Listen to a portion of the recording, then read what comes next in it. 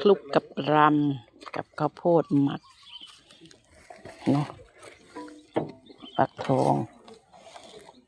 ขุนจุบแซ่บบอนี่ก็ตัวผอมขุนคือกันโอ้ยม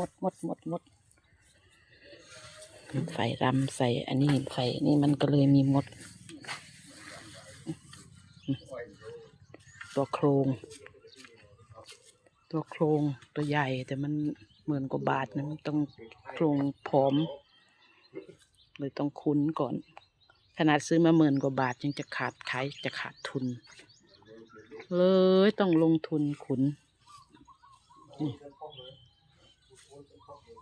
รำกับข้าวโพดหมักเนาะแล้วก็ฟักทองที่เราซื้อมากิโลละบาทมาสับใส่ผสมให้มันกิน